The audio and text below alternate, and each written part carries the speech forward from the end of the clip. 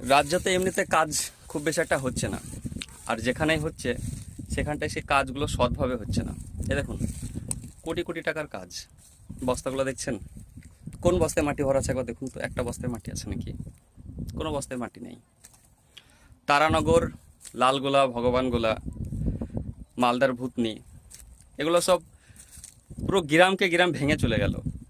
হালসনাপাড়াতে অনেক কষ্টের পরে, অনেক ঘোরাঘুরির পরে কিছুটা গঙ্গা বাঁধানোর জন্য কাজ নিয়ে আসা হয়েছিল। দেখুন তো, কাজটা এখনো 6 মাস হয়নি। এক বর্ষাতে সব বস্তা গঙ্গার জলে। হুম, এই অবস্থা 6 মাসে। মনে হয় যে এই এই এই মনে হয় যে এইটা সামনে বর্ষা পর্যন্ত থাকবে। কোনো বস্তায় দেখতে পাচ্ছেন মাটি ভরা আছে? মাটি ভরা নেই।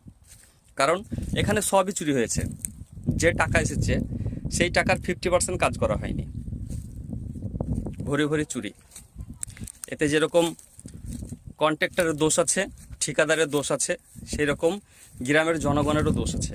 কারণ গ্রামের জনগণ ঠিকভাবে কাজ করিয়ে নিতে পারেনি। দেখছেন কি অবস্থা?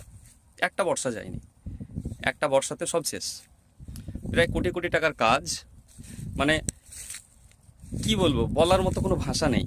হুম, সব দুর্নীতি। মানে কতটা দেখাবো? কোন বস্তায় মাটি আছে বলুন তো? কোনো রকমের বস্তাটা একটু সাজিয়ে দিয়ে চলে গেছে। কি অবস্থা দেখুন। হুম, আর আমার মনে হয় না যে এখানে 2-10 বছর কোনো কাজ হবে বলে।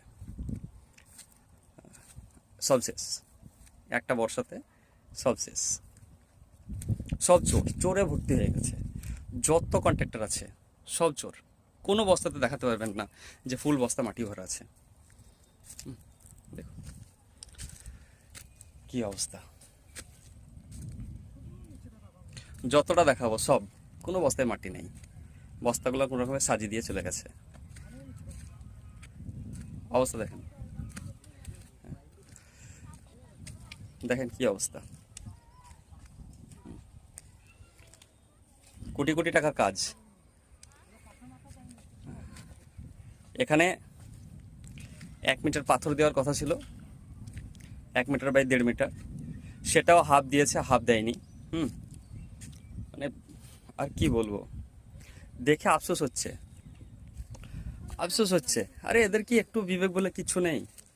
আরে চুরি করছে, এইভাবে চুরি করতে হবে? হ্যাঁ, সব চুরি করে শেষ করে দিতে হবে? এই কারণে কন্ট্রাক্টরদের টাকা থাকে কিন্তু ওদের মানসিক শান্তি থাকে না। হারাম খেলে কিভাবে শান্তি থাকবে? রাজ্যটা সব চোরে ভর্তি হয়ে গেছে। সব চোর, ওপর থেকে নিচে পর্যন্ত সব চোর। মানে একজনের অভিযোগ আরেকজনকে করতে গেলে দেখা